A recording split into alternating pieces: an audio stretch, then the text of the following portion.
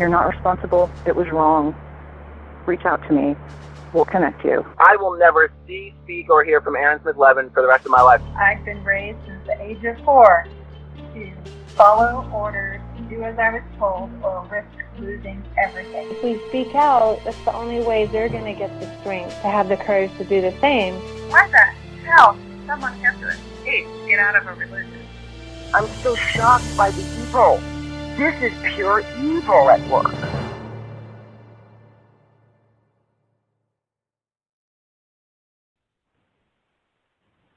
All right, welcome to Come Get Some Extra Scientology Edition. Yet another show with a very great guest. I really am proud to bring Karen Pressley, the author of Escaping Scientology. The book sales are going up on this one, so check it out if you get a chance. And I'll be talking to her. I'm doing the show a little bit early today because I have a scheduled interview during the normal showtime with Claire Headley for future episodes. I'm really looking forward to that conversation this afternoon, almost immediately after I close out this podcast.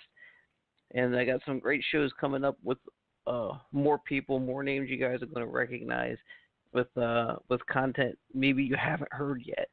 And it's going to be interesting. So I'll start announcing those as the weeks come on. So in 2 weeks, look for Claire Headley.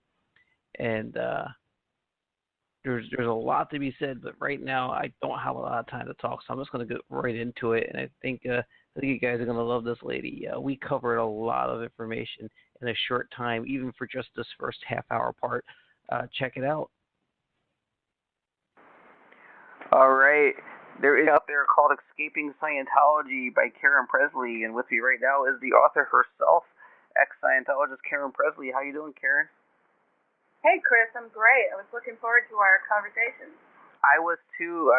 We've talked quite a bit leading up to this, and I've actually already read a bunch of your book, and I really enjoy it. And not that your pain is enjoyable, but it's just really well written and a lot of insight from what's going on in your mind. Because I think the thing that people want to know most when they listen to these interviews, when they read a book, and they get to hear from an ex-Scientologist is what was going through your mind. And you did a really good job of displaying that throughout the book.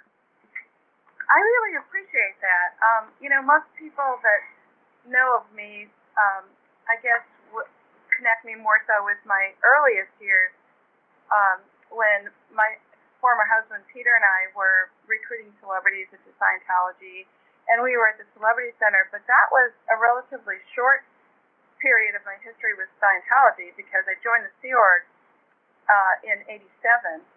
And I was at CC until '89, and then I went up to the in base with Peter. So actually, my history at the in base is longer than my history with Celebrity Center, and I didn't leave there until 1998. So the book covers, starting out with the Celebrity Center years, which were really significant in my world because that's what lured me into the fanaticism of Scientology. But the radicalization for me in Scientology really started when I arrived at the in base in 1990. That's an interesting way of putting it, and I do want to get into that. Let me start with you met Peter Schluss before joining Celebrity Center. Is that right? Right. We actually met in Houston, Texas, in 1977-78, and we got married in '79. And went on the road. So we had an interesting journey in the music world for years before we ever got involved in Scientology, which wasn't until 1981, like late 1981. Okay, so he wrote, this is before Scientology, I think, you can correct me if I'm wrong, he wrote On the Wings of Love? He wrote On the Wings of Love in 1982. That was after, it was an interesting journey because we were on the road, like 1980, 81, we went out to LA. Peter got a call to play with Cher's band, at the time was called Black Rose, and he got invited by Les Dudek, who had played with Boz Scaggs and the Allman Brothers. So Peter accepted the gig, and we moved out from Michigan to California, and he became a studio musician. He worked in Cher's band. It's a pretty small, tight world. And interesting, so many people that he met were Scientologists. But he wrote the song On the Wings of Love in '82, actually before we got into Celebrity Center. So he actually had success pretty early on in his career, which was very lucky. That doesn't happen to everyone. Peter was a very talented musician and songwriter. Okay, so you guys got recruited into Celebrity Center, and what you did a good bit of, if I understand, is you recruited celebrities because that was really important to the image of this new religion. Is that right? Yeah. My book talks about that in the beginning. Peter and I got so hooked into the Celebrity Center purpose. Hubbard creates this amazing world for artists and celebrities to step into, where he has written a lot of material in Science of Survival and also specific policies about CC that talks about the importance of the artist. And we got very lured by that in terms of it being a world that we literally stepped into, where artists are treated as, the top strata of Earth's beings, and because that's how Hubbard describes them. And he talks about how, as an artist, you can change the world through your art by injecting what he describes as theta into the world, theta being like a positive spiritual energy.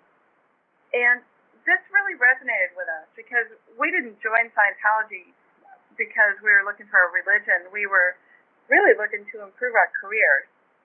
So because we were so excited about this, we thought, wow, this is going to help our communication. It's going to help us as artists.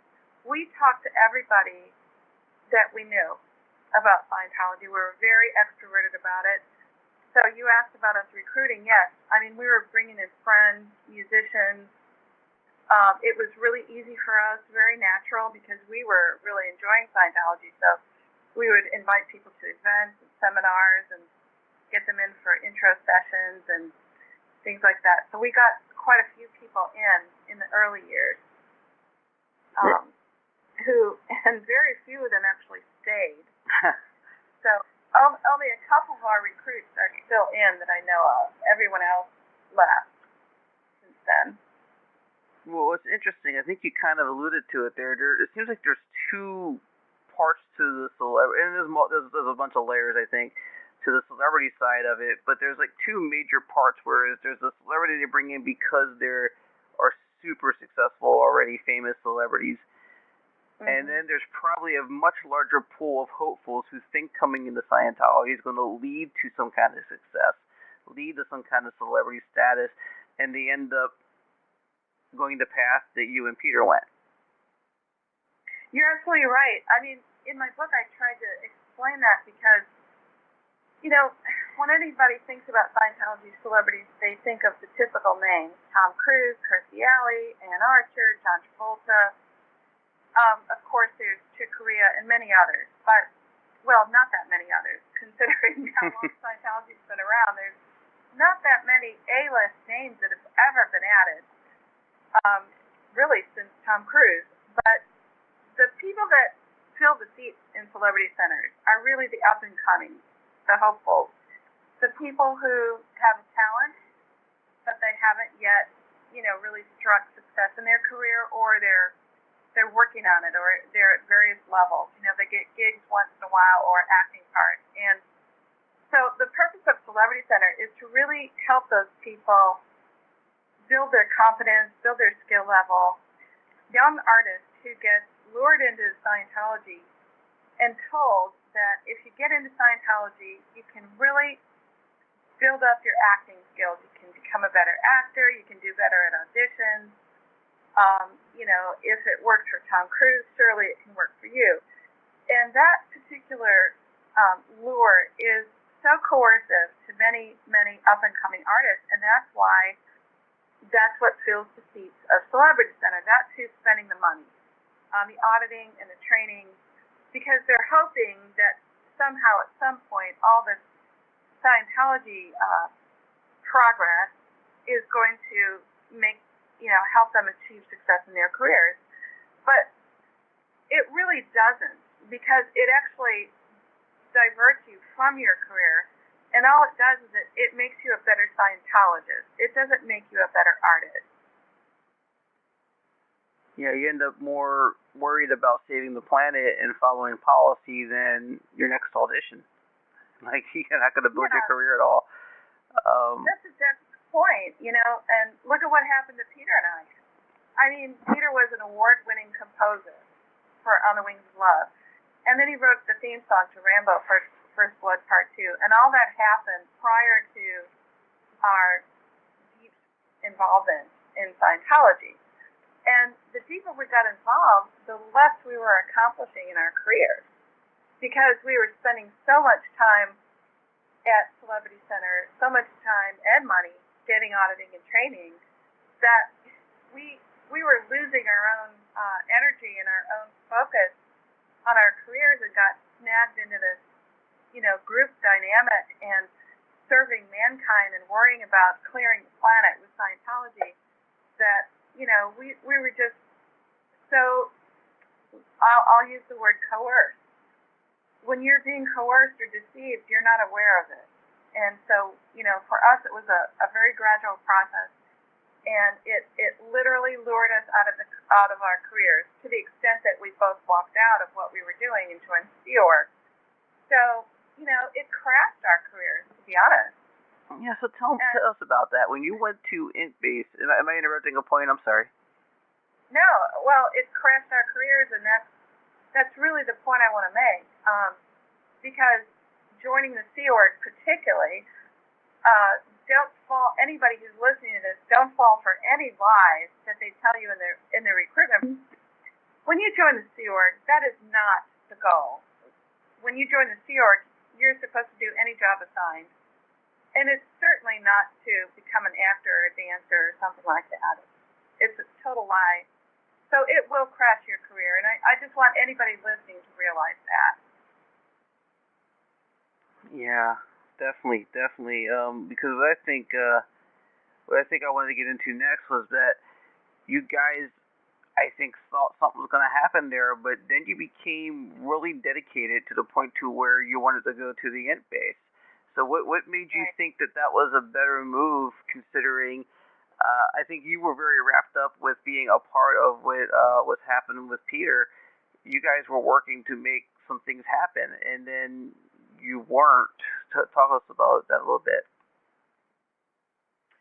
Well, when we were making that transition, what happened was Peter was invited up to the IntBase to work on the Road to Freedom album. Now, that was back in 1980. So he goes up to the IntBase, and he's working on the Road to Freedom album with the Gold Musicians. And Peter is getting very captivated by the whole sort of, he was a big fish in a small pond at that time. Right. Because the Gold Musicians were all musicians that had stepped out of their careers, and all they did was Scientology music. In fact, Peter used to criticize the Gold Musicians for it sounding dated and, not keeping their chops up and all that. And so there he falls into the same footsteps. He goes up there to work on a Road to Freedom album, and then he started to record music for some of their films. And, he was bought musical equipment, he was taken care of, he was served food, and I think he really liked not having to worry about anything else and being taken care of and having his equipment bought for him, that he actually really liked that lifestyle. So he wanted to be a Gold. I mean, we wanted to be together, so I got replaced at Celebrity Center and went on clearance lines to go up to Gold. And for me, that was the hugest mistake I've ever made, because my book talks about how our lives crashed after we got to the IntBase. We were in an exclusive environment where we had no connection to the outside world. We couldn't watch television, rarely listened to music, didn't read newspapers, didn't, we completely lost touch with outside culture, and our only culture was the in-faith culture, which was very Orwellian, and it was abusive, and I was shocked. I escaped the first time in 1990. I literally flew because I wanted to get my life back, and actually I talked to Peter about leaving with me before I escaped, but he didn't. It wasn't real to him to do that. He felt like we had made a commitment there, and he didn't want to leave. So I cover all that in my book. So I escaped and I came back, and I stayed another 2 years. And in 1993, things had really escalated at the base, got abusive. I was seeing physical abuse. I was seeing friends of mine being forced to get abortions. The psychological damage was indescribable to the extent I can't express it all here, but I cover it in my book very thoroughly. And I talked to Peter again in 1993 about leaving because this place was dystopian. I wanted my life back. And again, Peter said, no, we're trusted, loyal officers of the Sea Org. We're not going to leave. So I left again. And again, I was coerced into coming back. Both times I had security guards after me and ended up coming back. But to be honest, the real reason was not because I wanted to stay in the Sea Org or even because I wanted to stay in Scientology. I wanted our marriage together, and I was hoping that I could talk Peter into leaving with me. But when I came back the second time, Peter let me know that in order for us to stay married, I had to want to be in the Sea Org. So at that point, I realized, since when did his sort of love or allegiance shift from our marriage to the Sea Org? And I realized then that was it. And I said, okay, I'm in. So I stayed for another 5 years and compromised myself. But, like I talk about in the book, I just decided, you know what, the only place to survive at the end base is at the top of the leadership ladder. So I worked my way up and got myself into better positions where I had fewer people ruling me, telling me what to do. And because I was a designer, David Miscavaige selected me to do special projects, designing, Sea Org uniforms and clothing all around the world for staff. So I went off on these different projects, and I did very well at it because that was my profession before I joined the Sea Org. And for that reason, I got promoted several times, and I kept moving up. So by the time 97, 98, I'd become an officer, and at that point, I worked in senior executive strata under EDN as the International Management PR, and then I got promoted into CMON in the finance office, just handling Scientology image. And David Miscavaige awarded me twice most productive staff member at the Embrace. So I accomplished what I set out to do, but I couldn't take it anymore. My book talks about how I became severely disillusioned with the whole Scientology fraud, and I just couldn't live with it anymore. So I don't know if that's where you're at in the book yet, but I talk about what led me to actually finally leave and how all that happened. Okay. Well, it is a 41-chapter book. I skipped around a little bit for preparation. The 41st chapter, first page is my favorite. I'm not going to tell people why. They can go look. But what were you going to say? No, let's talk about that for a minute. Chris, chapter 41 is called Escaping Scientology, and for anybody who has not yet read the book, on page 369, I quoted Leah Remini from an interview with you on June 9th of 2017 on Come Get Some. And I just have to say, because I would kind of like to talk about what she means by this. In her interview with you, Chris, she said this, and to people listening, I'm going to read the quote from the book. This is a quote from Leah Remini. She said, it's not easy to come out of a cult. Not many people understand it unless they were in. I'm a big supporter of people who get that. We are maneuvering our way through this life without a cult. That's not an easy thing to do. You still have to find out who you are. We need each other. We have to support each other. When I heard Leah say that in your interview, I was just frantically writing it down. And I used that quote to head up the last chapter of my book, Escaping Scientology, because she says many things in there that are extremely meaningful to me. You know, we're maneuvering our way through this life outside the cult, which is not an easy thing to do, and you have to find out who you are.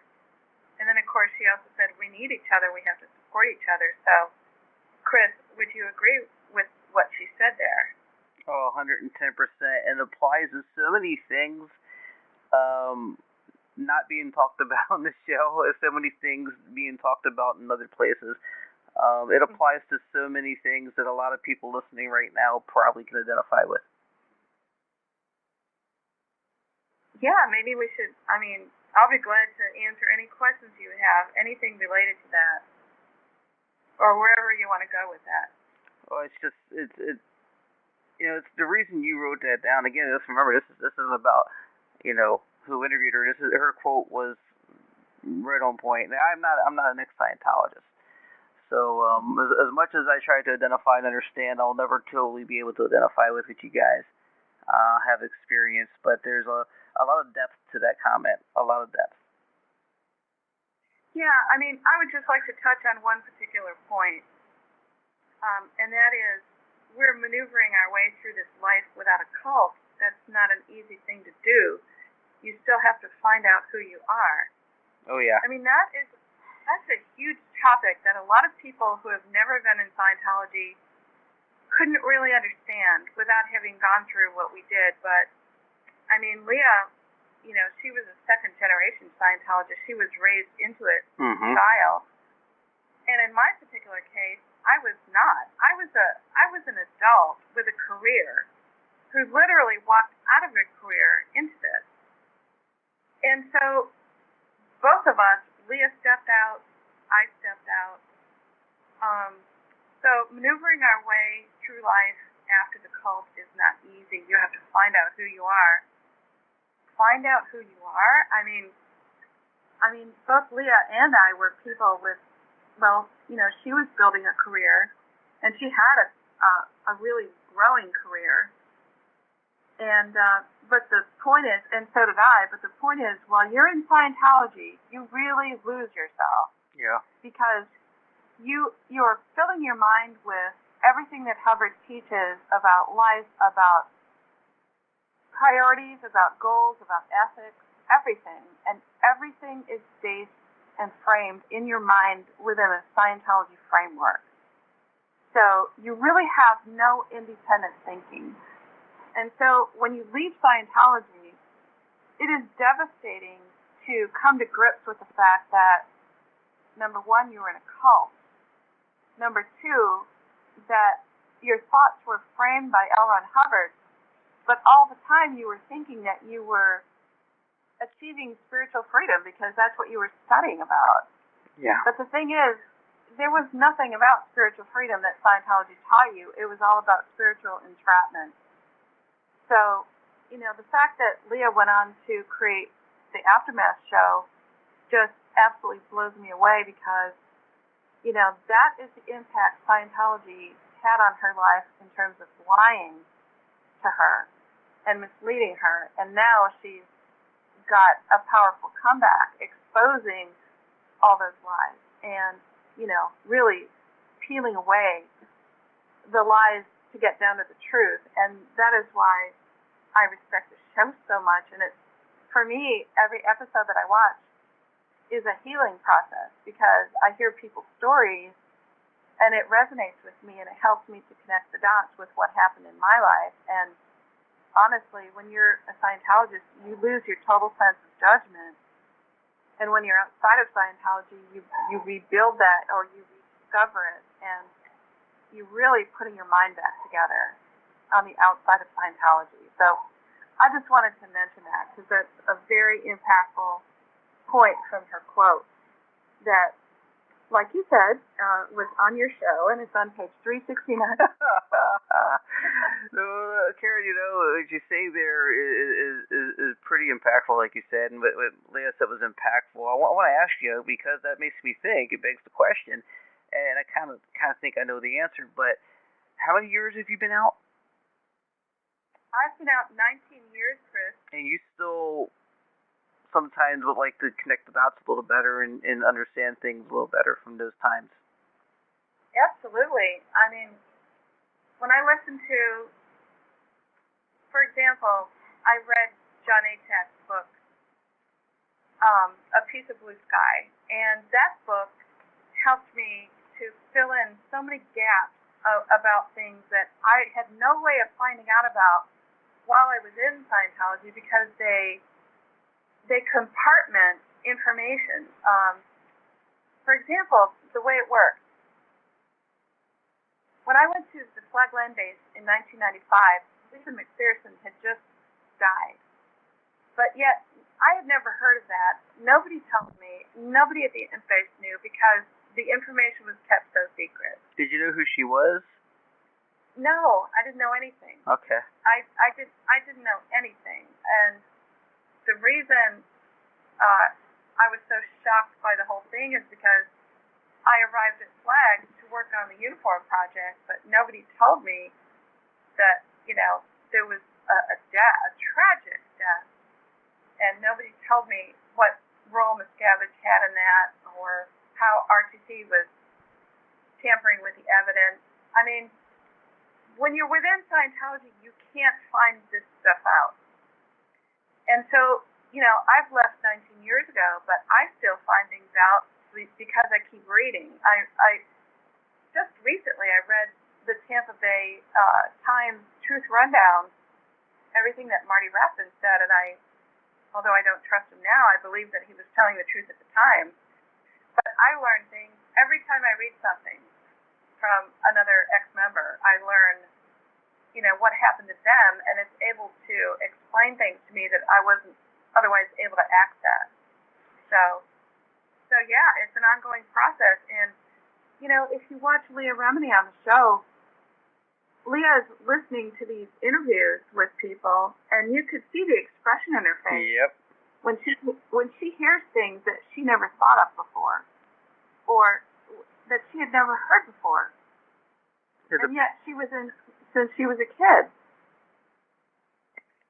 Yeah, depending on where you were stationed, depending on what your function was within Scientology, you don't know what other people went through sometimes. People were surprised to hear about the cadet orgs and about some of the children abuses that go on. People were surprised about sexual assaults that occurred.